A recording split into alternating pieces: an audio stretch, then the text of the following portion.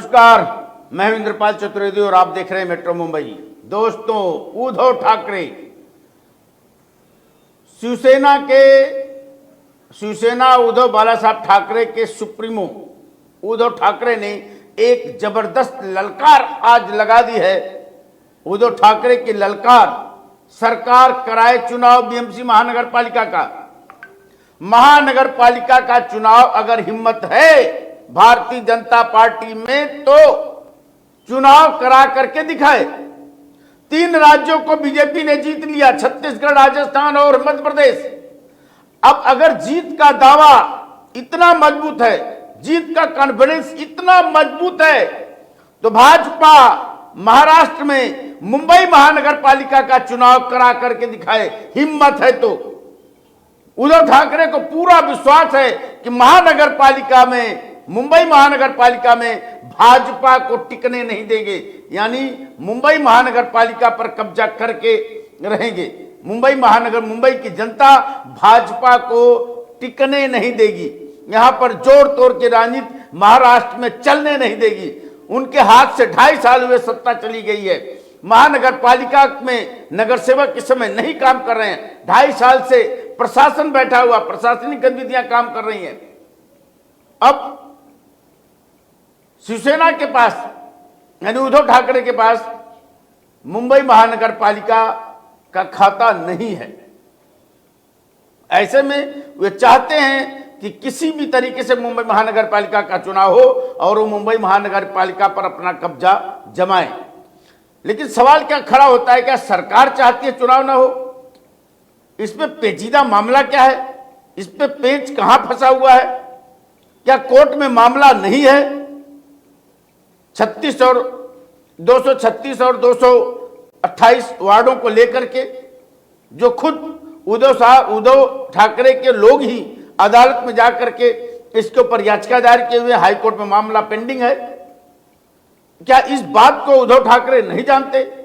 फिर एक तरफ तो कोर्ट का दरवाजा खटखटाया जा रहा है, वहां से स्टे लिया जा रहा है, वहां से इसके ऊपर रोक लगाई गई है, और दूसरी तरफ जनता के सामने ललकार, चुनाव की ललकार। हिम्मत है तो चुनाव करा के दिखाएं मुंबई महानगर पालिका का। एक आवाज सुनिए थोड़ा, उद्धव ठाकरे ने किस लफ्जों में क्या बोला है, भाजपा को क्या कहा है, सरकार को क्या कहा है। बाजूला काढायचा प्रयत्न केला। कशाला? माझं आज पुन्हा आव्हान आहे की 4 राज्यांच्या निवडणुका झाल्या, 5 राज्यांच्या झाल्या, भाजपाला भरघोस यश मिळालं। चला, माझं आव्हान आहे की पहिली तुम्ही मुंबई महापालिका निवडणुका घ्या, मुंबई महापालिकेची निवडणुका, आणि त्या पलीकडे जाऊन आज सामनाच जो अग्रलेख आहे की एवढी तुमची लाट आहे, तर त्या लाटेमध्ये एकच निवडणूक तुम्ही लोकसभेची बॅलेट पेपरवरती घेऊन दाखवा। बॅलेट पेपरवरती म्हणजे आमच्याही मनामध्ये शंका नको, कारण आता सगळं वातावरण विरोधात असताना मध्ये सगळे जे काही एक्झिट। उद्धव ठाकरे ने भी ईवीएम मशीन पर सवाल खड़ा किया है कि अगर एक भी लोकसभा का चुनाव, विधानसभा का चुनाव करणारे निकाल हे मतदाराला हा प्रश्न पडत असेल तर ती शंका दूर करायला एकच निवडणूक, जर दम असेल तर बॅलेट पेपरवरती घ्या।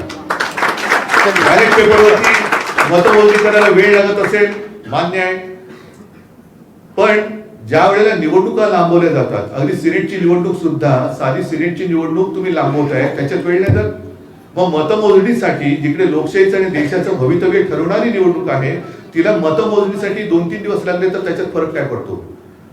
आज सुद्धा महापालिकेची निवडणूक वर्ष 1.5 वर्ष तुम्ही पुढे ढकललेली आहे, त्याच्यात वेळ नाही तर तो जो वेळ आहे त्याच्यापेक्षा हा वेळ अगदी कमी आहे।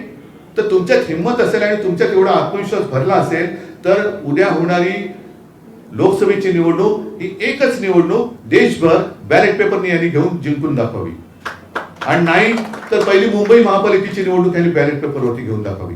असो, हे सगळे प्रश्न आहेत, पण हा विषय जेव्हा मुंबईकरांच्या गळ्याशी आलेला आहे तेव्हा हा फास तोडण्याचं काम शिवसेना केल्याशिवाय राहणार नाही। आणि परत सांगतो, शिवसेना कुठे प्रशासनात नाही म्हणून आता मोकळं राहणे असं ज्यांना वाटत असेल त्यांना वटणीवर आणण्यासाठी 16 तारखेला धारावीतून अदानी। चलिए ठीक है, महानगर पालिका का चुनाव हिम्मत है तो करा के दिखाए सरकार।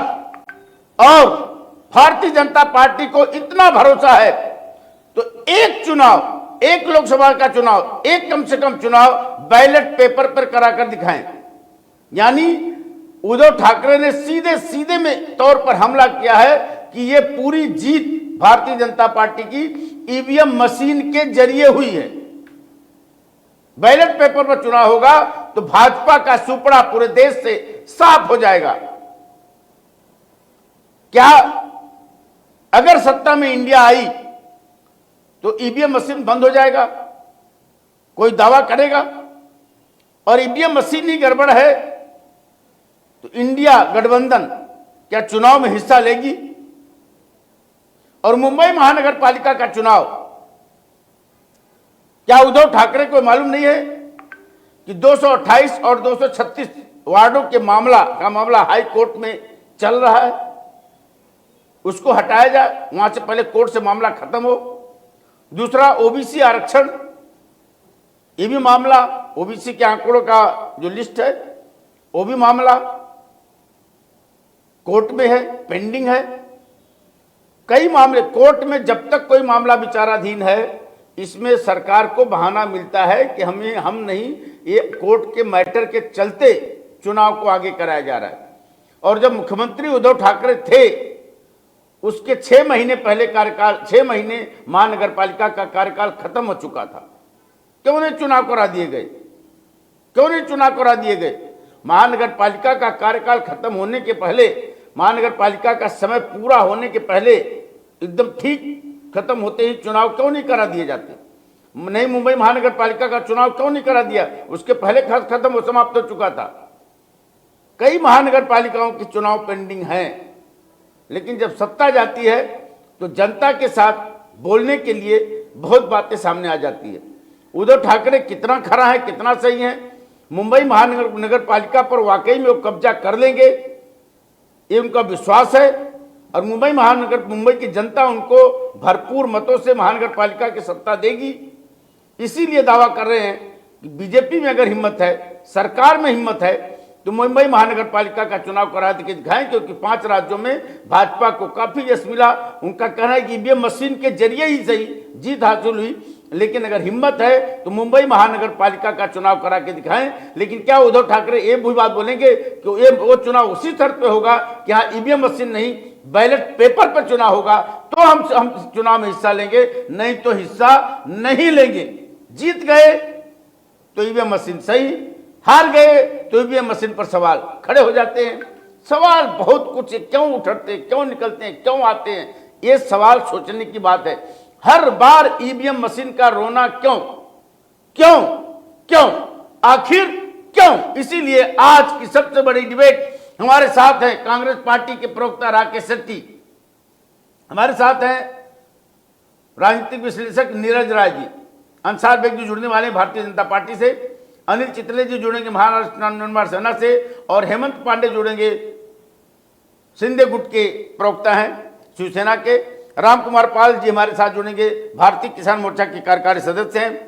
पहले बात हम राकेश शेट्टी से करना चाहेंगे। राकेश शेट्टी जी, आखिर हर बार चुनाव में आप बढ़ चढ़ कर हिस्सा लेते हैं, चुनाव में मतदान होने तक आप लोग एकदम जोश खरोश में रहते हैं, एग्जिट पोल आने तक दावा करते हैं चुनाव हम जीतेंगे, एग्जिट पोल झूठा होगा, सारी बातें चलती रहती है।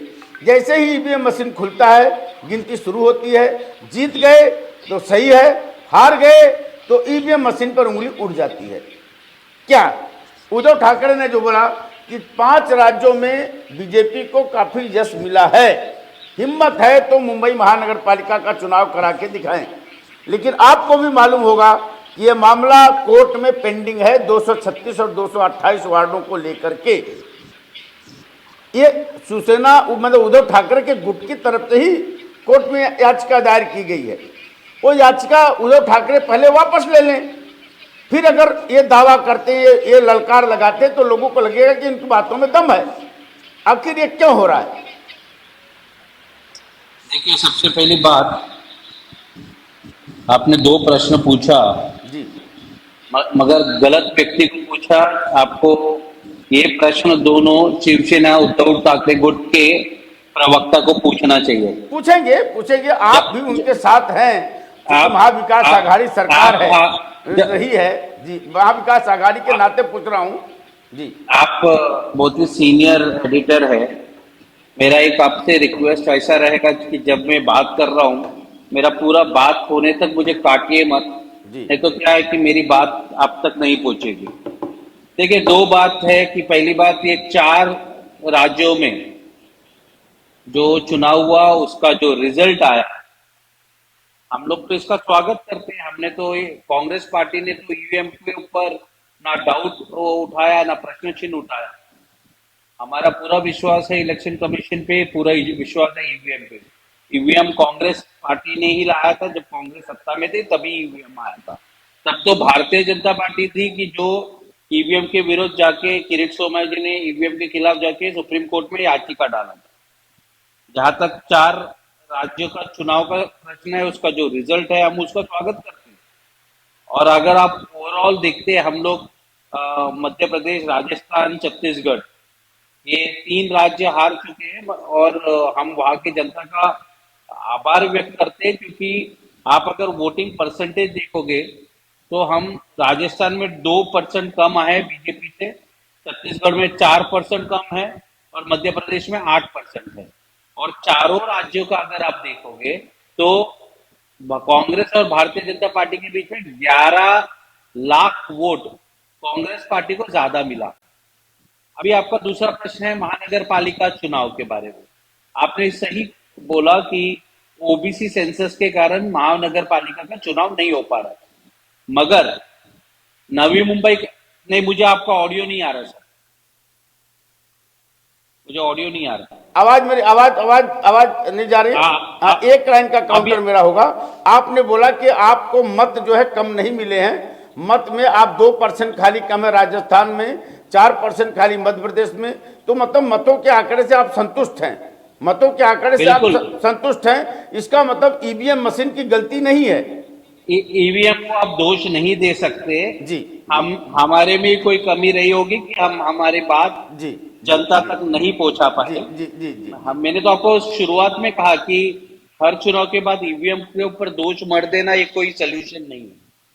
और जैसा हम अगर ऐसी बात होती तो हमको पता है कि भारतीय जनता पार्टी ने बहुत अच्छा चुनाव लड़ा, और मैं बधाई दूंगा भारतीय जनता पार्टी को जिस तरह मध्य प्रदेश को उन्होंने काउंटर किया, क्योंकि हमें काफी आसान लग रहा था मध्य प्रदेश, क्योंकि 2018 में मध्य प्रदेश की जनता ने हमें मैंडेट दिया था और सभी एग्जिट पोल हो या ओपिनियन पोल हो, सबको ऐसा लग रहा था कि कांग्रेस आएगी, मगर भारतीय जनता पार्टी में और खास करके शिवराज सिंह चौहान साहब ने जिस हिसाब से कैंपेन चलाया और उनके जो लाडली गुड़िया करके, लाडली बहना करके जो उन्होंने एक नया स्कीम लेके आया, सब बहनों के अकाउंट में 3-3 हजार आया राज्य में, और केंद्र से 3-3 मतलब 6-6 हजार रुपया एक एक बहनों को मिला। और उसका इफेक्ट हमने देखा, क्योंकि ये जो स्कीम का निर्णय भी उन्होंने लास्ट में लिया और आचार संहिता के बाद वोटरों के अकाउंट में पैसा आया, आप तो जानते होंगे ये चीज। हाँ, मगर अब जो कुछ हुआ है रिजल्ट हमारे सामने है और हम इसको एक्सेप्ट करते हैं। मगर आपका जो प्रश्न था महानगर पालिका के चुनाव के बारे में, काफी महानगर पालिका जैसे नवी मुंबई हो, नागपुर हो, महाराष्ट्र के अंदर चुनाव कराने से ये जो आज सरकार में शिंदे गट की सरकार हो, भारतीय जनता पार्टी हो या एनसीपी के अजित पवार गुट हो, ये लोग इससे बच रहे, इसमें कोई दो राय नहीं। आपको याद होगा कोविड के समय इन्होंने कोविड का बहाना दिया और इसलिए ये इलेक्शंस को पोस्टपोन किया, मगर उस समय पश्चिम बंगाल में उन्होंने चुनाव कराया था और उस समय कोर्ट में मामला नहीं था। दूसरी बात, आज आप देखिए ना, महाविकास आघाड़ी के सरकार ने करीबन 12 एमएलसी का लिस्ट गवर्नर को दिया था। आज 3-4 साल होने को आया, अभी तक उसको कोई आगे नहीं बढ़ाया। आज महानगर पालिका में नगर सेवक नहीं है, जनता को पता नहीं किसके पास अपना तकलीफ लेके जाए। अगर एरिया में कोई समस्या है, नाले का हो, पानी का हो, छोटे छोटे समस्या के लिए वो आमदार या खासदार के पास नहीं जाते हैं। आज पूरा 228 कॉर्पोरेटर्स नहीं है। अभी फर्ज कर लिए वो जो मैं 12 MLCs का बोल रहा हूँ, ये कितने लोगों को परेशानी हो रही है। ये अगर रिप्रेजेंटेटिव होते तो लोगों का काम आसानी से हल हो सकता था। मुझे ऐसा लगता है कि भारतीय जनता पार्टी, क्योंकि आज चारों राज्यों में जीत चुके हैं, 4 में से 3 जीत चुके हैं, तो उनका कॉन्फिडेंस हाई होगा। उनको जल्द से जल्द महानगर पालिका का चुनाव लगाना चाहिए और चुनाव में दूध का दूध पानी का पानी हो जाएगा। जी राकेश शेट्टी जी, मैं एक सवाल और आपसे सवाल का जवाब लेके फिर मैं जाऊंगा नीरज राज जी के साथ। हमारे साथ अनिल चितले भी जुड़ चुके हैं, महाराष्ट्र नवनिर्माण सेना से प्रवक्ता हैं, और हमारे साथ अंसार बेगी भी आ चुके हैं। अनिल चितले जी, आज जो उद्धव ठाकरे ने सवाल किया कि अगर भाजपा को विश्वास है तो कम से कम एक चुनाव बैलेट पेपर पे करा के दिखाए, ये ईवीएम मशीन पर सवाल नहीं है। और दूसरा ये दोनों का आप साथ में जवाब दे दीजिए कि मुंबई महानगर पालिका के पहले नई मुंबई महानगर पालिका का कार्यकाल समाप्त हुआ था। उसके पहले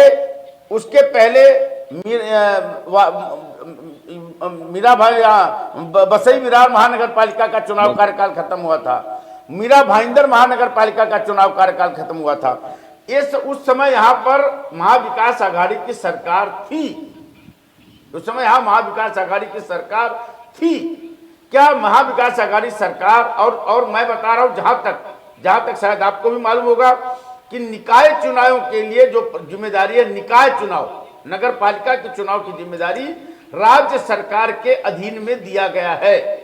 राज्य सरकार का जो है राज्य की इकाई इलेक्शन इकाई है, उसके ऊपर दिया गया, और उसका निर्णय, डेट और टाइम का निर्णय विधानसभा में किया जाएगा। विधानसभा में किया जाना है। क्या उस समय महाविकास आघाड़ी सरकार चुनाव नहीं करा सकती थी? देखिए, पहली बात तो ऐसी, चितले जी, मैं राकेश शेट्टी से, देखिए, आपने जो प्रश्न उठाया, ये जिम्मेदारी पूरी तरह इलेक्शन कमीशन का है। जी। आपने ये कहा कि वो सरकार का है, बिल्कुल सरकार का नहीं है। इलेक्शन कमीशन इंडिपेंडेंटली अपना डिसीजन लेती है, और आपको पता है कि पिछली बार जब चुनाव होना था, उसके तारीख कांग्रेस हो, बीजेपी हो, किसी को पता नहीं था। इलेक्शन कमीशन का प्रेस कॉन्फ्रेंस था 4 बजे। 3 बजे भारतीय जनता पार्टी के IT सेल के जो अध्यक्ष है अमित मालविया जी, उन्होंने 3 बजे कब रिजल्ट होगा, कब नॉमिनेशन होगा, पूरा शेड्यूल अमित मालविया जी ने ट्विटर पे पहला डाला, और उसके बाद इलेक्शन कमीशन का 4 बजे का प्रेस कॉन्फ्रेंस। मैं आपको सिर्फ इशारा दिखा रहा हूं कि इलेक्शन कमीशन हो या कोर्ट हो या सुप्रीम कोर्ट हो, आज इस देश में भारतीय जनता पार्टी का अच्छा पकड़ सभी सेक्टर पे। जी ठीक है। नीरज राज जी, आप एक राजनीतिक विश्लेषक हैं। मुझे जहां तक लग रहा है कि खबर आई थी बीच में, और निकाय चुनाव पर निर्णय कौन लेता है? चुनाव कराने का इलेक्शन कमीशन चुनाव कराता है, लेकिन चुनाव कराना है या नहीं कराना है, उसका पूरा डिसीजन किसके अंदर में आता है? देखिए, वो राज्य सरकार का अपना मामला होता है जी, क्योंकि चुनाव इलेक्शन कमीशन कराता है, लेकिन राज्य सरकार उस पर निर्णय लेती है। लेकिन सभी विपक्ष के दलों के लिए सबसे पहले यह जरूरी है कि हर राज्य के उन समस्याओं से थोड़ा सा, जो कि अपना राजनीतिक अपना आकर्षण बढ़ाने पे जोर दे रहे हैं, क्योंकि 3 जगहों पे भी चुनाव जीती है भारतीय जनता पार्टी। उसके लिए बहुत बहुत बधाई अंसार भाई को और भारतीय जनता पार्टी के सभी कोर कार्यकर्ताओं को, जिसमें कि विपक्ष वहीं पर मात खा रहा है। जी। सोशल मीडिया से लेके तमाम ऊपर के जो 1st, 2nd और 3rd लाइन चल रही है कांग्रेस के अंदर, कांग्रेस के बड़े भाई बैठे हुए हैं यहाँ पर, इनके लिए भी वो सही रहेगा, क्योंकि 1st और 3rd लाइन आपस में मिल नहीं पा रही है बीच की 2nd लाइन के चलते, और पूरी की पूरी और कांग्रेस सिर्फ एक मामले पे जोर दे रहा है कि मोदी हटाओ, देश बचाओ, लेकिन नीचे जमीन पे इनके मजबूत, अनुभवी और परस्पर निरंतर चलने वाले और इनकी मुद्दों योजनाओं को बताने वाले लोगों के बीच में कार्यकर्ताओं की कमी है। इसके वजह से वर्तमान को देखा जाए तो जो पिछले अभी परसों के जो आए हैं चुनाव के रिजल्ट, उसका फायदा भारतीय जनता पार्टी ले गई है और इसमें भाजपा जीती नहीं है, कांग्रेस हारी जरूर है। सभी समीक्षकों का आपस में बताना बोलना सब झूठा हो गया। और एक चीज और भी आ रहा है, आगे आने वाले समय में कोई भी पार्टी अगर ये कहे कि हम 40%, 42%, 44% वोट लेकर कहीं सत्ता में आएंगे, ये नहीं। मिनिमम 50% वोट आपको लेके चलना जरूरी है। और एक कल्चर आ गया है, रेवड़ी कल्चर जी। उस कल्चर का आप देख रहे हैं कि जो जितना बड़ा रेवड़ी दे रहा है उतना ही उसको फायदा हो रहा है। और इसमें जनता भी जान रही है कि कुछ नहीं तो जो मिल रहा है इनसे ले लो, क्योंकि ये तो बोल के निकल ही जाने हैं। और वहां मुंबई नगर पालिका का चुनाव कोर्ट में है, राज्य सरकार की संस्तुति पे होना है। उन सब चीजों को ध्यान में रखकर राज ठाकरे जी को बोलना अच्छा लगेगा, अन्यथा इससे 2024 कहीं ना कहीं फिर विपक्ष से सरकता हुआ नजर आ रहा है और भारतीय जनता पार्टी की बाछें खिलती नजर आ रही है। नहीं, महानगर पालिका का चुनाव हिम्मत है तो करा के दिखाए, उद्धव ठाकरे ने ललकार लगाई है। और कम से कम एक चुनाव बैलेट पेपर पे कराएं। आज उन्होंने बाकायदा प्रेस कॉन्फ्रेंस में ये ललकार लगाई है। इसको आप कहां तक मानते, कितना उनके बातों में दम है, वजन है और इसको जायज है? देखिए, यह जो बातें हैं एक परिपक्व नेता के लिए उसके मुंह से यह शोभा नहीं देता है कि हिम्मत हो तो करके दिखाएं। अगर हम बोल सकते हैं इस पे कि अगर हिम्मत थी तो आप ही की सरकार दो फाड़ हो गए, आप ही के नेता आज मुख्यमंत्री बने बैठे हैं। हाँ, ये लॉजिक वाली बात है कि ईवीएम को हटाकर बैलेट पेपर से चुनाव कराने की बात। तो देखिए, पूरे विश्व में 195 देश हैं, उसमें से मात्र 20 देशों में ही ईवीएम से चुनाव कराए जा रहे हैं। और उसमें अभी 6 देश ऐसे हैं जो कि भी इनिशियल स्टेज पे टेस्टिंग में लगे हुए हैं।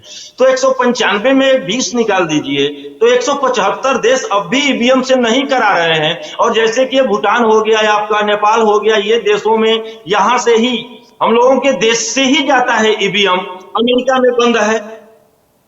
तो इस पर भी एक सोचने वाली बात है, क्योंकि वहां पर बैन इसलिए है कि सिक्योरिटी रीजन, सिक्योरिटी पर्पज से। नीरज राय जी, देखिए, और देशों की आबादी से अगर अपनी तुलना करेंगे तो हमारी देश की आबादी 140 करोड़, उतने बैलेट पेपर, और जहां 2 करोड़ लोग हैं वहां बैलेट पेपर, थोड़ा सा फर्क तो पड़ता है।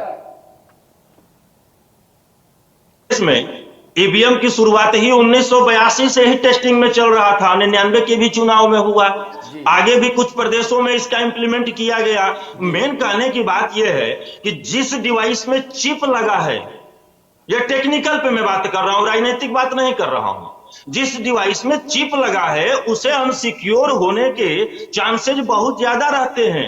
और रही बात यहां पर किसने आवाज उठाया, विपक्ष आवाज उठा रहा है, तो 2009 का इलेक्शन हारने के बाद सबसे पहले माननीय आडवाणी जी ने ही आवाज उठाया था कि ईवीएम में प्रॉब्लम है, दिक्कत है। तो यह मैं इस चीज को अवॉइड भी नहीं कर सकता और डिनाई भी नहीं कर सकता कि नहीं ऐसा नहीं हो सकता है। लेकिन जो वर्तमान परिवेश में चुनाव जा रहे हैं, इस पर कहीं ना कहीं कांग्रेस और पूरे विपक्ष की विफलता का फायदा उठा रही है भारतीय जनता पार्टी। जी जी। और हमारे साथ अनिल चितले जी हैं। अनिल चितले जी, पिछले डिबेट में हुआ था ऐसे ही कि महानगर पालिका में इन्होंने सवाल खड़ा किया था कि अगर 2.5 साल से महानगर पालिका या मुंबई शहर को प्रशासन देख रहा है नगर सेवक के बगैर, और इस बार तो बारिश में अच्छी तरीके से पहले की अपेक्षा मुंबई उतना डूबी नहीं, उतना दिक्कत नहीं आया बिना नगर सेवक के, बगैर नगर सेवक के। तो अनिल चितले जी ने एक सवाल खड़ा किया है कि क्या नगर सेवकों की जरूरत मुंबई में है?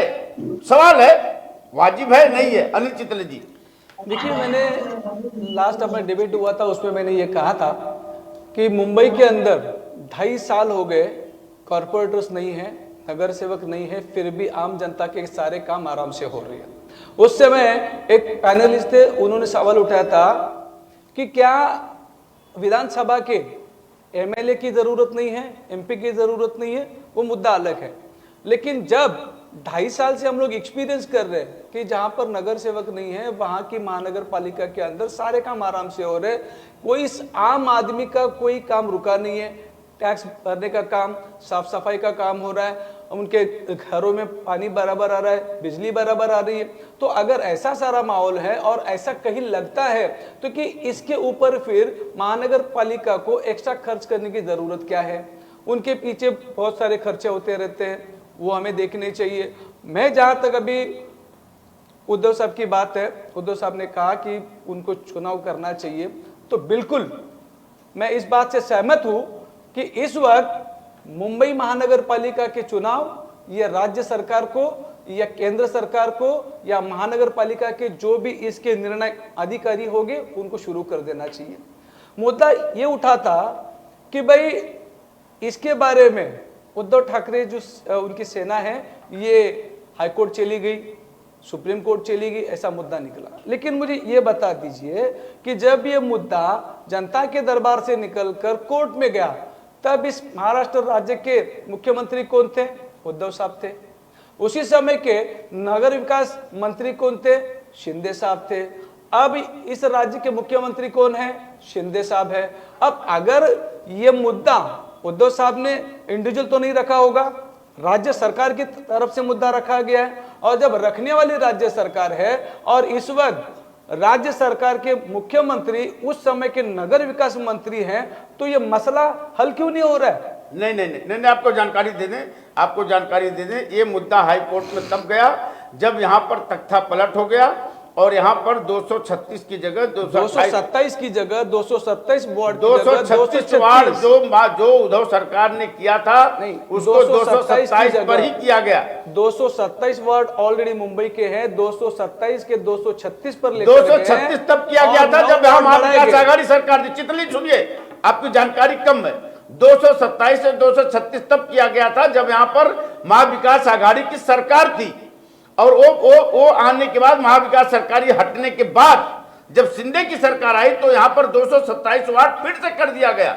उसी बात को लेकर के उद्धव साहब की शिवसेना ने कोर्ट में याचिका दायर की, सत्ता में हटने के बाद याचिका दायर हुई। अगर सत्ता में हटने के बाद की भी बात है तो पहले तो ये बात क्लियर है कि मुंबई के वार्ड 227 थे, 227 के 236 हो गए। लेकिन उस समय के नगर विकास मंत्री कौन थे?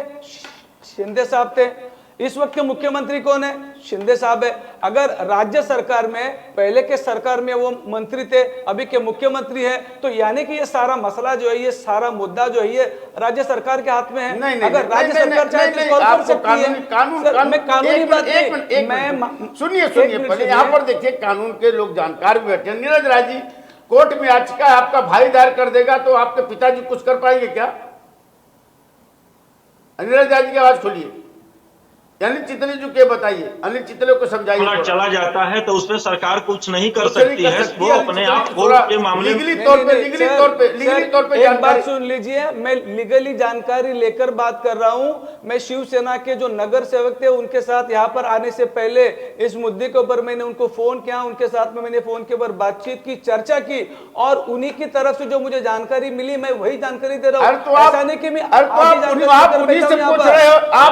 आप शिवसेना से ही पूछ रहे हो, क्योंकि जिन्होंने केस किया, आप बीजेपी से पूछे होते। जिन्होंने केस किया मैंने उन्हीं को पूछा, ताकि ये मुद्दा क्या है, केस किया उन्होंने वापस लिया क्या? बोलते कि चलो मैंने तो वापस ले लिया है। ये तो राज्य सरकार के हाथ में है, राज्य सरकार के हाथ में नहीं है। चितले जी, राज्य सरकार के हाथ में नहीं है। उस समय के नगर विकास मंत्री जो थे, नगर विकास मंत्री जब सरकार चली जाती है तो सारे मंत्रालय खत्म हो जाते हैं, फिर से गठन होता है। और हो गया दुनिया, आप ये बताइए, भारत सरकार है केंद्र में, आपके उद्धव ठाकरे ने यहाँ पे 16 विधायकों की पात्रता की नोटिस सुप्रीम कोर्ट में की है। क्या भारत सरकार उसको खत्म कर देगी? राज्यपाल के हाथ में मुद्दा था। अरे भाई मैं क्या बोलता हूँ, तो सुप्रीम कोर्ट का मैटर राज्यपाल खत्म कर देगा क्या? ये इस सरकार को चलाने का काम चल रहा है सिर्फ क्योंकि इनको मालूम है इस प्रकार से नमस्कार। देखिए सर, वो जो कह रहे हैं वो अपनी कह रहे हैं, वो समझ नहीं रहे कि आप क्या कह रहे हो, वो सुन नहीं रहे आपकी बात। अब उनके जिन कारपोरेटर से बात हुई थी, पता नहीं उनको भी नॉलेज थी बराबर या नहीं।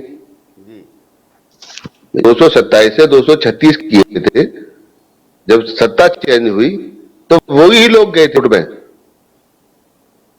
जिन्होंने ये भी आपको मालूम होना चाहिए। जी हाँ, जिन्होंने 236 किए थे वही गए थे, वही गए थे। और अब वो फिर 6 महीने का टाइम बढ़ गया। हाँ, वो सरकार में है नहीं। तो क्या ये तो ये चीज है कि जो इस केस को कोर्ट से सरकार उठा सकती है?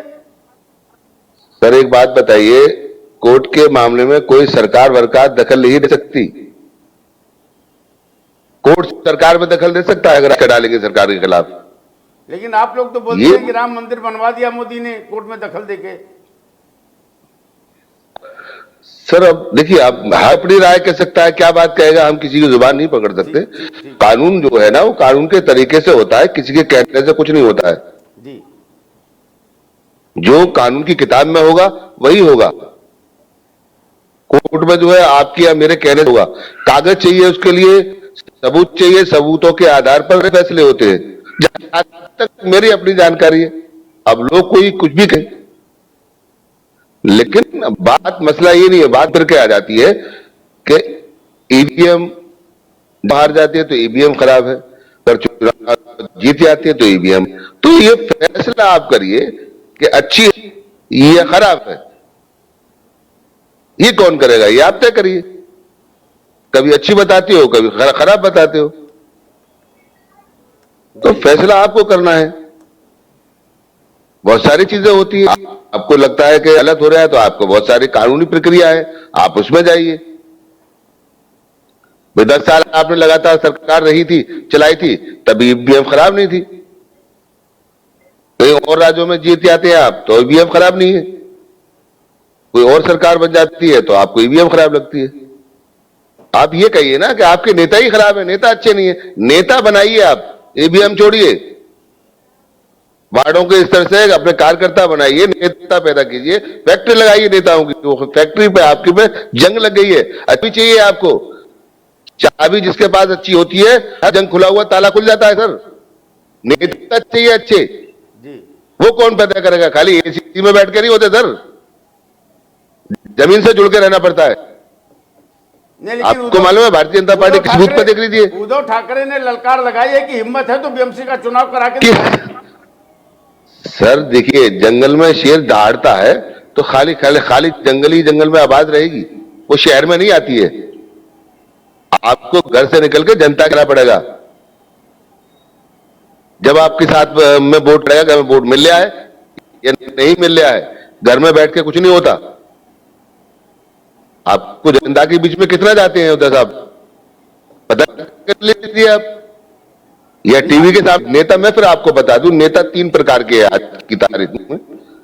एक टीवी पर देंगे, एक अखबारों में छपे हुए दिखाई देंगे, एक नेता जो जमीनी जुड़ा होता है उसको नेता कहते हैं। तो बता दीजिए इनकी पार्टियों में कितने लोग हैं जो वार्डों के हिसाब से घूमते हो, कोई जानकारी हो उनके पास, बात भी बताएंगे तो मेरे ख्याल से वो सच नहीं निकलेगी, झूठी निकलेगी, उसकी इंक्वायरी की जाए। फिर कितने जनता के काम किए थे सरकार में? बीजेपी चुनाव कराने से डर रही है। नहीं सर, बीजेपी डर रही नहीं है। आपको मालूम है कोर्ट का क्या मसला, तारीख पड़ रही है या नहीं, ये भी आप जानकारी करिए। कल इस पे भी डिबेट होनी चाहिए कि क्या हो रहा है उसमें। ठीक है। हेमंत अदालत का क्या फैसला आया है? हेमंत पांडे जी हैं, शिंदे गुट के नेता हैं, हमारे साथ हैं। हेमंत पांडे जी, उद्धव ठाकरे ने ललकार लगाई है एकनाथ शिंदे का नाम लिए बगैर, हिम्मत है तो चुनाव कराएं मुंबई महानगर पालिका का।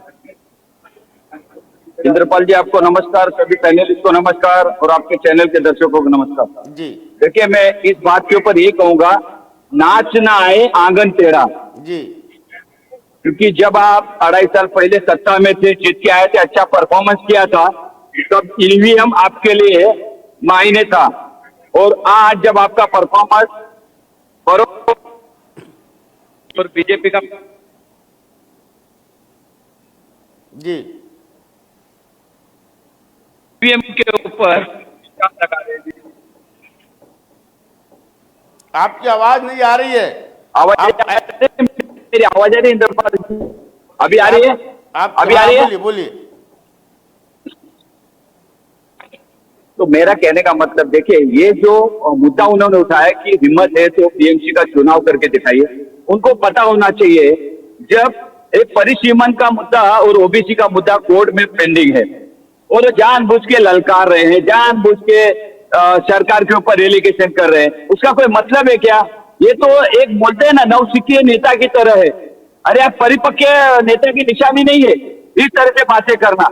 अरे आपने जब 227 ये वार्ड थे, उसके बाद 236 वार्ड हुए, इन सभी चीजों को मद्देनजर मुद्दा कोर्ट में अटक गया था, पेंडिंग था, और उसके बाद ओबीसी का भी मुद्दा था।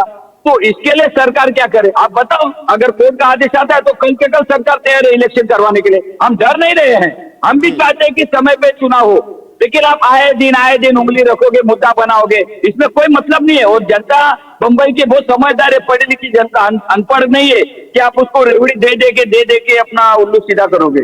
रेवड़ी देने का काम देश में बहुत प्रचलित हो चुका है। जो ज्यादा रेवड़ी हमारे मित्र है नीरज भाई ने बताया कि मैंने सुना उस समय कि रेवड़ी का एक पैटर्न चल रहा है, जो ज्यादा रेवड़ियां देता है उसको ज्यादा उसका फायदा मिलता है। तो वो चीज अभी ज्यादा आने वाले दिनों में होने वाला नहीं है। जनता सब समझ रही है, जनता जनार्दन है। आने वाले दिनों में किसको क्या है सब माइंड पे उनके फिट है। बशर्ते आप साफ सुथरी राजनीति करो, बार बार सरकार के ऊपर एलिगेशन करो कि बैलेट पेपर पे करके दिखाओ, हिम्मत है तो बीएमसी का चुनाव लेके बताओ। अरे आपने क्या किया था, आज इस सरकार के ऊपर ये करो। हम तो तैयार है, आओ मैदान में देख लेते हैं इसमें कितना दम है। हम भाग नहीं रहे, हम भागते तो बात अलग होती कि भाग रहे, लेकिन कोड भी है कि ना, देश में कानून का राज चलता है। ठीक है, वो देखिए आप जरा उसके ऊपर। अनिल चितले जी आ रहे हैं राकेश शेट्टी जी आपके पास।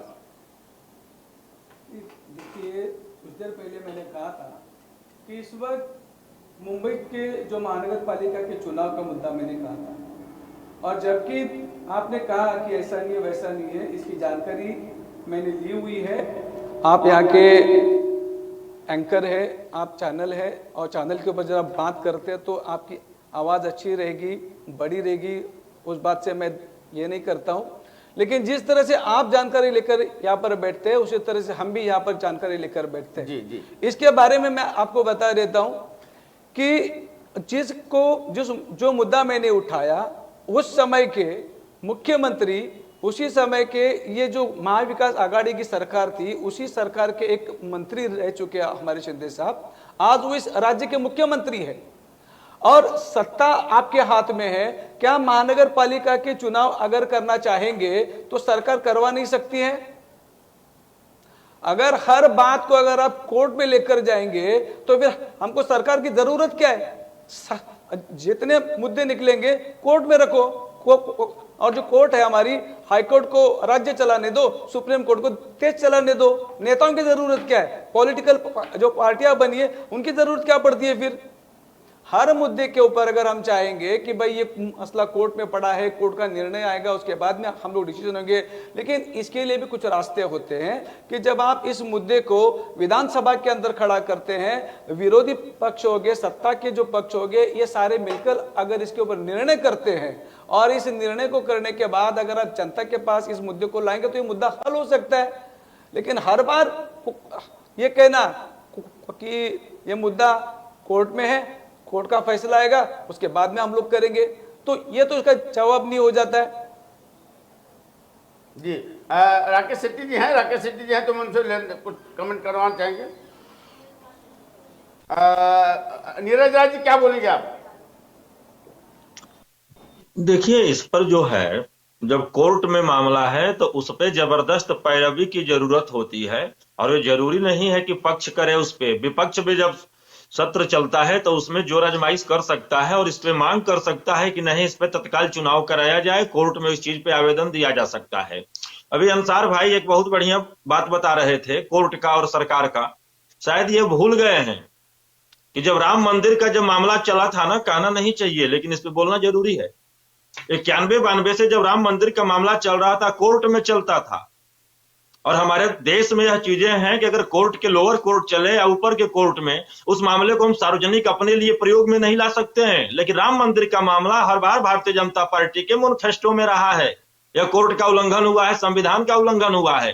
तो रास्ता वो लोग दिखाएं जो सही रास्ते पे चले हुए हों, वो लोग न बोले जिस पर कि वो खुद ही मतलब कालिक लपेट कर पोत के चले हुए हों। हाँ, रही बात यहां मुंबई के नगर महापालिका का चुनाव, तो इस पर उद्धव जी को अपने जो विधायक उनके हैं सदन में लगाएं, या जो नगर सेवक की बात कर रहे थे तितले भाई साहब, उस पर वो उसे और पैरवी पे जोर दिलवाएं और जनमत संग्रह करने का काम करिए। क्योंकि भारतीय जनता पार्टी आपको अपने पिच पे खेलने के लिए मजबूर कर रही है, बॉलिंग भी वही कर रही है, फील्डिंग भी वही कर रही है, सब कुछ, और बैटिंग भी खुद ही कर ले रही है आपके नाम से। विपक्ष को एकजुट होकर देश के जनता की समस्या के लिए कुछ ऐसे चीजें, लोहा को लोहा काटता है। भारतीय जनता पार्टी इतना फेंकती है। कांग्रेस चुनाव हार गई है, लेकिन भारतीय जनता पार्टी जो संकल्प पत्र लेकर आई है, क्या उसे पूरा करेगी? इस पे विपक्ष के सभी नेताओं को बारीकी से अध्ययन करने और इस मुद्दे को जनता में लेकर जाने की जरूरत है।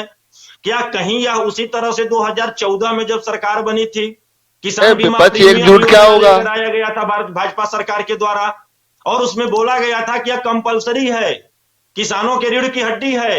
लेकिन 2019 में आखिर क्या हुआ कि उसे स्वैच्छिक कर दिया गया। जो योजना कंपलसरी थी, किसानों के रीढ़ की हड्डी थी, कंपनी वाले जो प्राइवेट सेक्टर के इंश्योरेंस कराने लाखों करोड़ रुपया गबन करके बैठ गए और स्वैच्छिक कर दिया गया। ऐसा न हो। 450 रुपए का सिलेंडर मिलना चाहिए।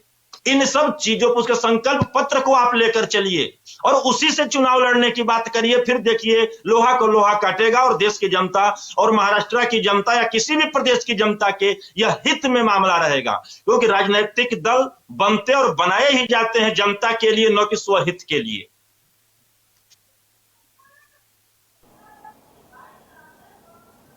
अंसार बेग जी, लगता है नेटवर्क में है कि नहीं? अंसार बेग जी, बिल्कुल है सर। हाँ बोलिए। सर देखिए, कांग्रेस ने राजस्थान में चिल्ला चिल्ला के कहा था कि 500 रुपए में सिलेंडर देंगे। सरकार क्यों नहीं आई? सारा विपक्ष इकट्ठा है नीरज भाई, इससे ज्यादा और क्या इकट्ठा करेंगे? झाड़ू की तरह बंधा हुआ है, कुछ नहीं कर पा रहे। आप नहीं समझ रहे हैं। मैं आपको फिर बता रहा हूं, ये जनता के बीच में नहीं जाते हैं। मैं एक बहुत बड़ी बात बता रहा हूं। जैसे मानते समाजवादी है, किसी टाइम माननीय नेताजी थे तो उनका विधायक कभी भी एनी टाइम मिल सकता था। आज उसकी चप्पलें घिस जाएंगी मिलने के लिए अध्यक्ष, राष्ट्रीय अध्यक्ष से, चाहे वो पूर्व एमएलए हो, प्रेजेंट एमएलए हो। कितना फर्क है? कहां जाएंगे आप? अपने नेता को ही नहीं मिल पा रहे हैं तो किसका विधायक होता है? तो जब तक आप जनता के जाकर उनकी समस्याएं नहीं सुनेंगे और उनकी बीच आएंगे, या बड़े नेता अपने छोटे नेताओं से नहीं मिलेंगे, तो वो पार्टियां ज्यादा दूर तक नहीं चलती सर। यहां एक छोटा सा कार्यकर्ता भी जहां चाहे मिल सकता है जाकर। आप देखिए ना भाई, आप भी जनता के लिए काम करिए, कोई पार्टी हो। मैं कह रहा हूं कोई भी पार्टी क्यों ना हो। यही शिवसेना को ले ली, कोई टाइम था बाला साहब ठाकरे के टाइम पे, छोटा नेता उनके पास तक। राम कुमार पाल जी, लेकिन ये चीजें नहीं है सर। 3 राज्य जीत लिए, लेकिन मुंबई महानगर पालिका में चुनाव कराने से डर रहे हैं। चुनाव कराने से कोई भाग नहीं रहा है सर। आप खाली उद्धव ठाकरे को कहो अपना केस वापस ले ले और 227 नगर सेवकों का जो है उसी पे कमिश्नर। ये सरकार क्यों नहीं वापस ले लेती? अरे केस आप मुझ पे ठोकोगे और फिर बोलोगे सर व्यक्ति केस वापस ले, तो कैसे चलेगा? केस तो आपने ठोका है ना, तो आपको वापस लेना पड़ेगा सरकार। चितले जी यहाँ बोल रहे हैं कि नहीं, ये तो दोनों मामला एकनाथ शिंदे के हाथ में है। सर उद्धव जी के वकीलों ने केस ठोका था। विरोधी पक्षी अपनी बाजार बना रहे, अपनी स्थिति मजबूत करने के लिए केस नहीं उठा रहे। जी उपेंद्र जोशी जी, क्या आप बता सकते हैं कि हम मुंबई महानगर पालिका का चुनाव में देरी क्यों हो रहा है?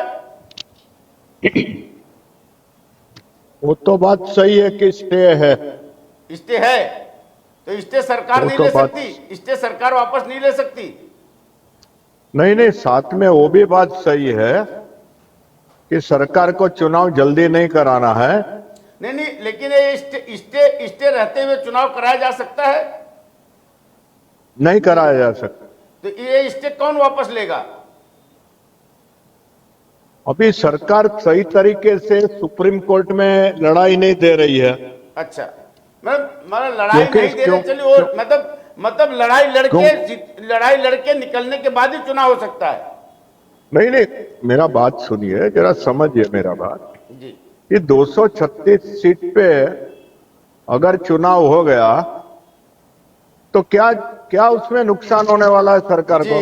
जी ये बात सरकार मुद्दा को ये मानना है, होगा कि भाई हम 227 नहीं 236 वार्ड पे ही चुनाव चाहते हैं। नहीं, ये 227 की जीत लेके क्यों बैठी है? पहले की सरकार का फैसला क्यों बदला? और हम करें अगर हिम्मत थी, उद्धव ठाकरे 236 की जीत लेके क्यों बैठे हैं?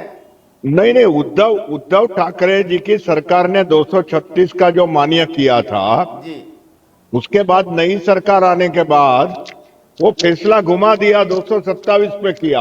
जी हाँ, तो फिर ये सरकार में अगर हिम्मत थी चुनाव लड़ने की और सरकार समझती है कि मुंबई की जनता उसके साथ है, तो 236 पे भी चुनाव लड़ लो ना।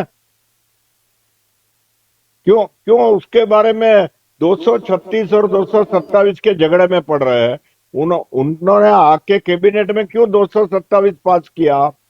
पुराना फैसला क्यों बदल दिया? उसका तो जवाब देना पड़ेगा ना सरकार को। आवाज आ रहा है क्या मेरा आवाज आ रहा है? बिल्कुल आ रही। हाँ, तो 236 का फैसला क्यों बदली किया? जी वापस 227 पे क्यों आए? उसका तो कोई जवाब नहीं है सरकार के पास। 236 पे चुनाव लड़ने से सरकार डर रही है क्या हार जाएंगे? नहीं हम ये तो कह रहे हैं साहब 227 पे भी हारने वाली है। नहीं हम ये कह रहे हैं साहब 227 और 236 की जिद पे मामला कोर्ट में अटका हुआ है, यही है ना? नहीं, उसमें एक की गलती नहीं है, दो में से एक ने मान जाना चाहिए, नहीं गलती या 236 या 227। अरे मैं क्या बोल रहा हूँ साहब, आप एक बात बताइए, मान जाना चाहिए नहीं मान जाना चाहिए, होगा तो ऐसा होगा, मतलब 236 227 पे मामला अटका है कि नहीं अटका है? अटका है। बाकी न्यू मुंबई, मेरी बात सुनिए भाई उपेंद्र जोशी जी, मैं क्या कहना चाहता हूँ, वो तो अपनी बात है, कौन तू बड़ा मैं बड़ा, वो तो चलता है कोर्ट में साहब, एक एक इंच के लिए चलती है लड़ाई, चलती रहती है। अहम की लड़ाई जहां आती है वहां पे कोई समझाने वाला समझाते रहता है और इससे जनता का नुकसान होता है। हम ये बोल रहे हैं कि मामला कोर्ट में है कि नहीं है ना कोर्ट में, सुप्रीम कोर्ट में अटका हुआ है। सुप्रीम कोर्ट में रहते हुए क्या चुनाव हो सकता है? बस इतना बताइए मुझे।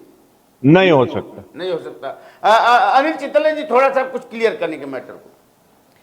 देखिए, उपेंद्र जोशी जी पुराने नेता है और नगर सेवक भी रहे हैं 3 बार।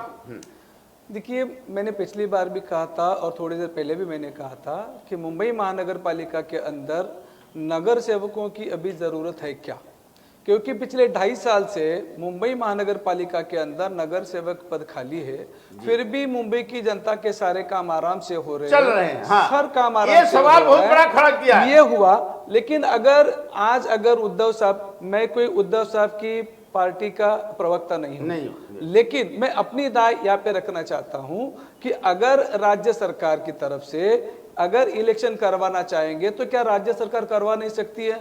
हर बात के हर मुद्दे को अगर आप ये कहेंगे कि ये मुद्दा अभी कोर्ट में प्रलंबित है और कोर्ट का निर्णय आने के बाद में हम लोग करवाएंगे। जहाँ की मैंने कहा था कि जब महाविकास आघाड़ी की सरकार थी उस समय नगर विकास मंत्री उपेंद्र जोशी जी थोड़ा सुनिएगा ध्यान से बात को। हाँ चितले जी बोलिए। जब महाविकास आघाड़ी सरकार थी उस समय नगर विकास मंत्री शिंदे साहब थे, जब उस समय ये 236 पर गया था आंकड़ा, इतना तो मानते हैं सब लोग। और जब सरकार चेंज हो गई तो फिर 227 के ऊपर इसको लाया गया। तो जब दोनों जगह पर नगर विकास मंत्री जो थे वही थे और आज भी मुख्यमंत्री जी के पास ही यही खाता है, तो क्या इसके ऊपर सुलह नहीं करवा सकते हैं? मुंबई की जनता को नगर सेवक की जरूरत नहीं है क्या? जी उपेंद्र जोशी जी, क्या एकनाथ शिंदे इसमें सुलह करवा सकते हैं? नहीं करवा सकते, क्योंकि उद्धव साहब और एकनाथ शिंदे साहब के बीच में जब भी लोकसभा विधानसभा का चुनाव होएगा जी उसका रिजल्ट आने के बाद सुलह हो सकती है, उसके पहले कोई चांस नहीं है। जी जी जी जी, जी। दूसरा, मुंबई महानगर पालिका एक बात ध्यान रखिए कि ओबीसी के वजह से नहीं रुका है, ये 226 227 के झगड़े में रुका है। जी जी जी इसके लिए मैं देखिए, पहले चितले बोला। जी ने एक सवाल चितले जी का आप सवाल बारीकी नहीं, से नहीं, सुनिए। मेरा बात सुनिए। एक लाइन क्लियर कर दूं। चितले साहब का क्या कहना है कि जब यह 236 वार्ड का परिसीमन हुआ तब नगर विकास मंत्री एकनाथ शिंदे थे और उनके देखरेख में महानगर पालिकाएं चलती थी और उनके जानकारी में 236 वार्ड किया गया था और अब वो मुख्यमंत्री बन गए, सत्ता परिवर्तन हो गया और अभी भी नगर विकास मंत्रालय उनके खाते में है। तो क्या फिर वो 236 जब उनके रहते हुए किया गया तो उसको एक्सेप्ट क्यों नहीं किया उन्होंने? नहीं, नहीं, और भी एक बात है कि ये जब 236 किया गया तभी जनता से सजेशन ऑब्जेक्शन लिया गया, वो सब प्रक्रिया पूरी की गई, तभी वो मंत्री थे नगर विकास के। जब मंत्री थे उनके अंडर सजेशन ऑब्जेक्शन जनता से लिया गया तो 236 सीट जनता की आवाज थी। वो मुख्यमंत्री बनने के बाद नहीं, उन्होंने ये जनता की आवाज क्यों दबाई? सजेशन ऑब्जेक्शन तो मैं नहीं समझा, क्या मतदान करवाए गए थे क्या इसके ऊपर? नहीं, उसमें क्या है कि 236 सीट का जो बाउंड्री लाइन तय हुआ और उसके लिए इसमें किसका ऑब्जेक्शन है तो फाइल करने को बोला। करीब करीब 3000 सजेशन ऑब्जेक्शन आए और उसके बाद सरकार ने फैसला लिया, तभी कोई कोर्ट में नहीं गया। तभी भारतीय जनता पार्टी विरोध पक्ष में थी, तभी वो लोग भी कोर्ट में नहीं गए। ये 236 के विरोध में एक व्यक्ति या एक पार्टी कोर्ट में नहीं गई। लेकिन जब भी सत्ता परिवर्तन हुआ महाराष्ट्र में तो ये उद्धव साहब का निर्णय को ये लोगों ने चेंज किया, जिसको बोलते सरल भाषा में खुन्नस निकालने का काम किया। नहीं, अगर एक बात बताइए उपेंद्र दोषी जी, 236 वार्ड आपने कर दिया, पहले 227 वार्ड था। अगर इन्होंने आकर के 227 वार्ड पे ही चुनाव कराना चाहते हैं तो यही उद्धव ठाकरे साहब ही मान गए होते। नहीं, जब भी पॉपुलेशन बढ़ गया है। अरे साहब मैं बता रहा हूं, आप तो हजार नगर सेवक कर दो, फिर 500 नगर सेवक कर दो। फिर आप पूरी बात तो सुनिए मेरा जी। जब भी पॉपुलेशन बढ़ गया है और पॉपुलेशन की गिनती नहीं हुई है पूरी, तो जो वोटिंग लिस्ट में नाम है वो वोटिंग लिस्ट का नाम के मुताबिक इसका निर्णय लिया गया और वो हिसाब से जिसको बोलते समभागी वोटर्स को एडजस्ट किया गया। इसके लिए 236 सीट बनी। ये कोई उद्धव ठाकरे साहब को जिताने के लिए नहीं। लेकिन एक बात मैं आपके ध्यान में लाना चाहता हूं कि ये 236 सीट का तभी कांग्रेस पार्टी ने विरोध किया था और शिंदे साहब आने के बाद भी कांग्रेस पार्टी मिलिंद देवरा साहब के नेतृत्व में रवि राजा को साथ में लेके शिंदे साहब को निवेदन भी दिया था 227 करिए। 227 करिए, लेकिन अभी आप मानते हैं 227 करिए, तो कांग्रेस पार्टी ने ठाकरे 227 पे क्यों नहीं मान जाते? अभी वो नहीं मानता, उनकी पार्टी है, उनकी पार्टी का वो अध्यक्ष चैलेंज भी देते हैं चुनाव करा लो और इधर से वो अटका के रखे हैं। मतलब आपका पैर बांध करके बोले दौड़ के जिताओ। नहीं, वो उद्धव ठाकरे साहब की भी गलती नहीं है। वो चैलेंज सही दे रहे हैं कि ये 236 सीट पे चुनाव करा लो। नहीं, अरे 227 तो पहले लड़ लो ना भाई, क्या दिक्कत है? लेकिन वो बोलते कि 236 पे लड़ लो, क्या दिक्कत है? कि भाई अगर उनको चुनाव करवाना है, मुंबई की जनता का वो बहुत हितकर है, तो 227 पे चुनाव क्यों नहीं करवा लेते? तो सभी पार्टी की मुख्यमंत्री को एक अधिकार है कि सभी पार्टी की मीटिंग रखा क्या आज तक नहीं रखा, क्योंकि उनको चुनाव नहीं चाहिए। नहीं, सभी पार्टी मिलके इसके ऊपर चर्चा करनी चाहिए। अभी 7 तारीख से विधानसभा सत्र है, उसमें इसके ऊपर प्रस्ताव लाना चाहिए, नया प्रस्ताव शिंदे साहब ने, लेकिन वो नहीं लाने वाले क्योंकि उनको चुनाव नहीं चाहिए और उसके ऊपर मतदान कराना चाहिए। बहुत से पावर है मुख्यमंत्री को। नहीं, मतलब विधानसभा सत्र में प्रस्ताव ला करके वापस कोर्ट के मैटर को खत्म कर सकते हैं क्या? वो आसानी से खत्म कर सकते हैं। कि 227 विधानसभा में पास करा लेवे और फिर कोर्ट के सामने जावे कि अभी विधानसभा में ये पास हुआ है। हमको तुरंत निर्णय दो, हमको चुनाव चाहिए, लेकिन इनको चुनाव ही नहीं चाहिए, डर रहे। भारतीय जनता पार्टी और शिंदे साहब, उनका पूरा जो भी लोग सत्ता में वो सभी लोग डर रहे हैं। नहीं, हम ये बोल रहे हैं कि साहब अगर उद्धव ठाकरे केस वापस ले लेते हैं तो उनके पास तो ये भी कहने को हो जाए कि मैंने वापस ले लिया, अब तो चुनाव करा के दिखाओ, बहाना तो हट जाएगा। इंद्रपाल जी, अगर ये मुद्दा है, जिस तरह उनको मैं तो नहीं समझा सकता हूँ, आप समझा सकते हैं तो समझाइए। प्रेस कॉन्फ्रेंस पे चैलेंज कर रहे हैं, तो राज्य सरकार या जो सत्ताधारी पार्टियां हैं इनको भी प्रेस कॉन्फ्रेंस करवानी चाहिए और इस मुद्दों को जनता के सामने लाना चाहिए। देवेंद्र फडणवीस की प्रेस कॉन्फ्रेंस है, शिंदे साहब की एक साथ प्रेस कॉन्फ्रेंस है कि हमने क्यों ये मैटर जो है परसिमन का मैटर सुप्रीम कोर्ट में गया है, उन्होंने हाई कोर्ट के बाद सुप्रीम कोर्ट में गया है।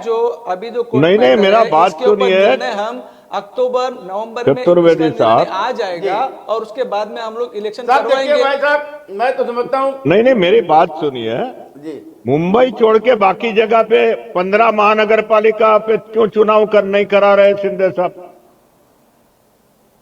और 25 नगर पालिका पे क्यों नहीं करा रहे चुनाव? मुंबई छोड़ के पूना, नागपुर, ऐसे नवी मुंबई, ऐसे 15 महानगर पालिका है, वहां पे तो कोई कोर्ट का स्टे नहीं है। क्या बोलेंगे वहां पे कोई भी कोर्ट का स्टे नहीं है। सारे वार्डों में, क्या सारे महानगर पालिकाओं में स्टे ऑर्डर है? देखिए, इनको मीठा मीठा गप गप खट्टा खट्टा थू थू वाला मसला है, परिसीमन के अंदर कुछ रिजर्वेशन का भी मसला है, उसीलिए कोर्ट में गए हैं। 227 236 के बीच में परिसीमन में कुछ जातिगत सीटों का भी उल्लेख है। तो इसको अगर ये कह रहे हैं कि सरकार गलत है, तो आज सदन के अंदर प्रस्ताव लाके एक मत से केस वापस लेने का पे दिखाए, जहां पे आवाज को पास कराया जाता है, तो विपक्ष वहां पे खड़े होना, पक्ष नहीं कर रहा, तो विपक्ष में ऑर्डर लेना चाहिए आपस में सारी पार्टियों ने मिलकर। क्या बोले? ये कौन सी गलत बात है? पालिका में क्या दिक्कत है? पिक्चर क्लियर है। प्रस्ताव लाने में क्या दिक्कत है? आपका प्रस्ताव लाने में क्या दिक्कत है विपक्ष को? अरे भाई, 15 महानगर पालिका मिनी महाराष्ट्र का चुनाव हो जाएगा, झुंझुना हो जाएगा। अरे आप महाराष्ट्र में चुनाव तो हुए, महाराष्ट्र में चुनाव तो हुए, 1458 सत्ता ने जीता और 543 विपक्ष ने जीता। ये तो हुए ना, 15 महानगर पालिका पे चुनाव। अरे आप सदन में बात करो ना, आरोप लगाओ ना मुख्यमंत्री पर। आप मुख्यमंत्री पर सदन में आरोप लगाओ। सदन काय के लिए बना है? आज सदन 7 तारीख से चालू हो रहा है, सवाल उठाओ ना। नगर पालिका का चुनाव क्यों नहीं दे रहे हैं? मैं क्या कह रहा हूँ आपसे, जवाब ही नहीं दे रहे, आप दूसरी बात पे चले जाते हैं। अरे चुनाव के संदर्भ में ही बात है, सदन में विपक्ष नोटिस 15 महानगर पालिका का बात करिए ना। अरे सारे महाराष्ट्र की बात करता हूं मैं। सदन में आप विपक्ष प्रस्ताव लावे, नोटिस लावे और एक मत से पास करावे कि कोर्ट से केस वापस ले लो। तो मैंने तो वो क्यों नहीं कर रहे आप लोग? अभी सदन में प्रस्ताव की तरफ से प्रस्ताव लाया जाता है और प्रस्ताव लाया सरकार नोटिस दी जाती है, मंजूर करा लिए। अगर उसमें सरकार विरोध करती तो सरकार के ऊपर दोष आता है। केस उठाने के लिए सबने मिलकर आवाज उठाए। विरोधी पक्ष नेता सदन में प्रस्ताव तो ला सकते हैं ना, कि उसमें भी सरकार नहीं ला सकती है क्या प्रस्ताव? अरे अभी तू करो या मैं करो, मतलब आप नहीं कर अभी सकते। अगर विपक्ष को प्रस्ताव लाना है तो पहला मौका सरकार को देना चाहिए। सरकार ना बोले कि हमको चुनाव नहीं चाहिए, इसके लिए हम प्रस्ताव नहीं लाते तो विपक्ष जरूर लाएगी। जनता के इसमें विपक्ष लेके आवे, क्या बुरा है इसके अंदर? ये तो मेट्रो चैनल पे सरकार चल रही है, इसी बात है। सरकार के अंदर अरे सर, अभी आप विपक्ष है ही नहीं, जो अपोजिशन में थे वही सत्ता में है, और जो एक ही पार्टी के दो गुट है, एक गुट सरकार के साथ है, दूसरा गुट विरोध में है, चाहे वो शिवसेना हो चाहे वो राष्ट्रवादी हो, दोनों तरफ यही हाल है। जो विपक्ष होना सरकार चाहिए, की कोई विपक्ष जिम्मेदारी की- नहीं है। कब होता है हो रही है, गण संख्या तो पूरी होनी चाहिए विरोधी पक्ष के लिए। चलिए, मतलब आप अभी ये हो गया कि भाई वो क्यों नहीं करे, हम क्यों करें, हम क्यों करें, वो क्यों करे। अरे विरोधी पक्ष नहीं नेता- नहीं, सरकार की जिम्मेदारी है, नहीं देखिए ये साहब, सब सरकार की जिम्मेदारी है। नहीं, आप सरकार को निकम्मा तब बोल सकते हैं सरकार जब आप हम कुछ नहीं काम चला करें। रहे, सरकार शिंदे साहब सुनिए, चला रहे हैं। एक मिनट साहब, सरकार को निकम्मा तब बोला जा सकता है जब आप कुछ काम करें। इंद्रपाल आप जी, प्रस्ताव आप लाए इस और बात को सरकार नहीं लिखिए। माने तो जनता के सामने आप ठीना ठोक करके बोल सकते हैं कि सरकार ने कुछ किया नहीं। इस वक्त हमारे राज्य सरकार के अंदर 200 एमएलए की सरकार है, 200 वो एमएलए। 200 हो चाहे देखिए साहब, विपक्ष सर, आप ऐसे कैसे बोल सकते हैं? विपक्ष कि 15 का हो, विपक्ष से विपक्ष ज्यादा 10 तो का हो, चाहे सत्ता में 20 का बैठे हो, लोग ज्यादा है। लेकिन विपक्ष तो विपक्ष है से ना। ज्यादा- विपक्ष से ज्यादा तो नहीं, जो लोग विपक्ष सत्ता के लाएगा अंदर है, तो वो प्रस्ताव लोग गिर बैठे हुए हैं, जाएगा। वो लोग प्रस्ताव के ऊपर कर सकते हैं। विपक्ष लाएगा तो प्रस्ताव गिर अरे जाएगा, प्रस्ताव गिरेगा सरकार तो जनता लाएगा को तो पता तो चलेगा कि सरकार नहीं चाहती चुनाव। नहीं नहीं नहीं नहीं, सरकार को चुनाव नहीं चाहिए, ये विपक्ष बोल रहा है। तो सरकार ने बोलना चाहिए कि हम प्रस्ताव ला रहे हैं, हमको सपोर्ट करो, जी ऐसी बात होनी चाहिए। चलिए ठीक है, मतलब कौन पहले जाएगा, पैर रखेगा, ये तो एक उल्टा हाथ से कान पकड़ने की बात हो गई। नहीं, मतलब आप लोग कोर्ट में केस करते रहे, सरकार प्रस्ताव लाए। अरे भाई, ये एक छोड़ के बाकी का क्या, 15 महानगर पालिका का अभी अभी राम कुमार मिनी पाल जी ने महाराष्ट्र बोला- इलेक्शन जिसको बोला जाएगा, जी वो अभी क्यों नहीं कर रहे हैं? अभी देखिए, इसके ऊपर अगर हम कल लीगली पूरा जानकारी लेंगे और हम बैठाएंगे तो शायद पता चलेगा कि ये मैटर क्या है। और आप तो बहुत बड़े प्रबुद्ध नगर सेवक हैं, आपको भी जानकारी होनी चाहिए। मुझे तो जहां तक मेरे पास जो जानकारी है, जो खबर है, जो आता है, उसमें यही आता है कि कहीं न कहीं ये मैटर कोर्ट में पेंडिंग है और इसमें 2 मैटर पेंडिंग है जिसकी वजह से चुनाव नहीं हो पा रहे हैं। अब उसका खुलासा चलिए अगली बार अगर हम डिबेट करेंगे तो उसके ऊपर हम पूरा दो क्या एक पॉइंट लेकर आएंगे, एक पॉइंट लेके आएंगे और वकील को बिठाएंगे, लॉ के साथ बिठाएंगे, एक नियम के साथ बिठाएंगे। क्या बोले बंदर जी? एक ही मैटर पेंडिंग है मुंबई में, 227, 236। चलिए, अब हो सकता है आपके ओबीसी पास- का नहीं है पेंडिंग। हो सकता है आपके पास जानकारी ज्यादा हो, हमारे पास जानकारी कम हो, लेकिन एक मैटर किसके लिए पेंडिंग है। और अगर देखिए मेरी बात, हम उद्धव ठाकरे की ललकार पे आते हैं कि उद्धव ठाकरे के लोगों ने कोर्ट में मामला किया है, फिर उद्धव ठाकरे ललकार रहे, तो इस ललकार को किस रूप में देखा जाए? आपने कोर्ट में मुझे केस पूछा किया, गया? हाँ, आपने कोर्ट में केस किया और फिर मुझे ललकार रहे हैं कि हिम्मत है तो आ जाओ मैदान में। इसका क्या मतलब? नहीं, जब भी उद्धव ठाकरे ने कोर्ट में केस किया, क्यों किया कि जब भी जनता से सजेशन ऑब्जेक्शन मंगा के मान्यता दी गई 236 को। अरे मैं फिर अब और अब फिर देखिए ये साहब, सरकार ने मैं पूरी- दूसरी मैं वो नहीं, और क्यों क्या नहीं क्या बात, कोर्ट में केस तो आपने किया है ना, कोर्ट में केस किया है, फिर ललकार क्यों रहे हो? शिवसेना पहले- पार्टी ने किया है।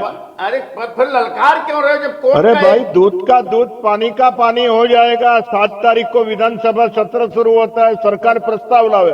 चलिए ठीक है, क्यों डर रही है सरकार? तब अभी क्यों मेजोरिटी ललकार उनके रहे हैं? पास है, तब अभी ललकार जिसके क्यों? पास मेजोरिटी नहीं है वो प्रस्ताव नहीं लाएंगे।